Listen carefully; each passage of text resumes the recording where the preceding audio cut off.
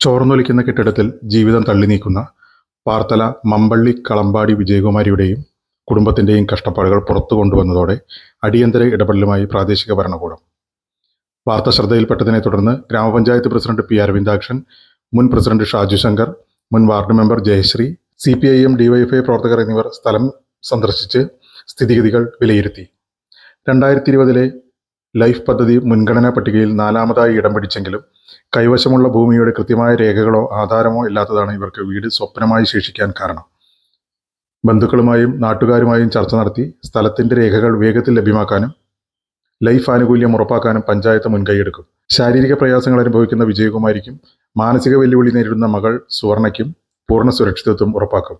കുടുംബാംഗങ്ങളുടെ സഹകരണത്തോടെ ഇവരെ അനുയോജ്യമായ ഷെൽട്ടർ ഹോമിലേക്ക് മാറ്റുന്നതിനുള്ള നടപടികൾ വേഗത്തിലാക്കുമെന്നും കുടുംബത്തിന്റെ പ്രതിസന്ധിക്ക് ശാശ്വത പരിഹാരമുണ്ടാക്കുമെന്നും ഗ്രാമപഞ്ചായത്ത് പ്രസിഡന്റ് പി അരവിന്ദാക്ഷൻ ഉറപ്പു നൽകി.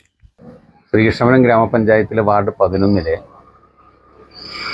മമ്പള്ളിക്കളമ്പടി വിജയം ഭാസ്കരൻ ദമ്പതികളുടെ കുടുംബം അതിശോചനീയമായ സാഹചര്യത്തിലാണ് അവരുടെ ജീവിതം തള്ളി നീക്കുന്നത്. ലൈഫ് പദ്ധതിയിൽ ഇവർ പുതിയൊരു വീടിന് വേണ്ടി അപേക്ഷ നൽകിയിരുന്നു.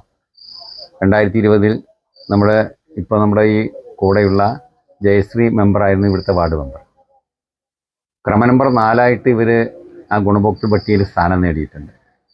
ഇവർക്ക് വീട് കൊടുക്കാതിരിക്കാൻ, സാമ്പത്തിക സഹായം കൊടുക്കാതിരിക്കാൻ പ്രയാസമായിട്ടുള്ളത് ഇവരുടെ ഈ പഴയ ദ്രവിച്ച വീട് നിൽക്കുന്ന സ്ഥലത്തിൻ്റെ കൃത്യമായ രേഖകൾ ഇവരുടെ കൈവശമില്ല എന്നതുകൊണ്ടാണ്.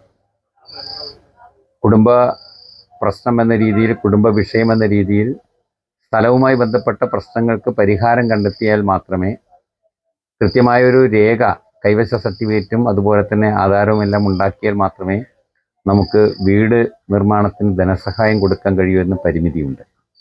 അത് സാധ്യമാക്കിയെടുക്കാൻ ഗ്രാമപഞ്ചായത്തും പരിശ്രമിച്ച് ആവശ്യമായ സഹായങ്ങൾ ചെയ്യും. കുടുംബക്കാരെ വിളിച്ചു ചേർത്ത് അതിനാവശ്യമായ നടപടികൾ നമ്മുടെ പ്രദേശത്തെ പൊതുപ്രവർത്തകരുമായിട്ടൊക്കെ ചേർന്ന് ആലോചിച്ച് കാര്യങ്ങൾ ചെയ്യുമെന്നാണ് ഈ വിഷയത്തിൽ ഒരു കാര്യം സൂചിപ്പിക്കാനുള്ളത്. അതുപോലെ തന്നെ വിജയവും മകളും അവരെല്ലാം വളരെ പ്രയാസപ്പെട്ടുകൊണ്ട് ജീവിച്ചു പോകുന്ന ഒരു സാഹചര്യമാണ്.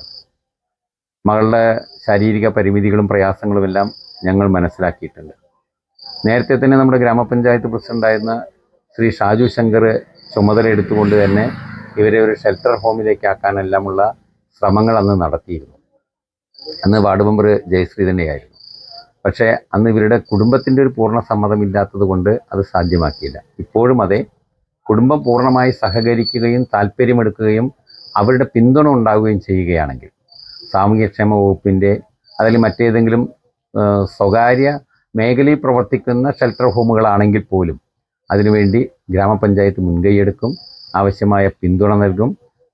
ഇവരുടെ പൂർണ്ണ സഹകരണം ഉണ്ടാകണം. അവരുടെ എല്ലാ അർത്ഥത്തിലുള്ള പിന്തുണയുണ്ടെങ്കിൽ മാത്രമേ നമുക്ക് ഷെൽട്ടർ ഹോം എന്നുള്ള ആശയത്തിലേക്ക് ഇവരെ മാറ്റിയെടുക്കാൻ കഴിയൂ എന്നുകൂടി ഇവിടെ സൂചിപ്പിക്കുകയാണ്. തീർച്ചയായും ഈ കുടുംബത്തിൻ്റെ പരിമിതികളും പ്രയാസങ്ങളുമൊക്കെ ഗ്രാമപഞ്ചായത്ത് പ്രധാനപ്പെട്ട ഒരു വിഷയമായി തന്നെ കണ്ട് ആവശ്യമായ പരിഹാരം നടപ്പിലാക്കുന്നതിന് വേണ്ടിയിട്ടുള്ള ശ്രമങ്ങൾ ഏറ്റെടുക്കുമെന്ന് കൂടി സൂചിപ്പിക്കുകയാണ്.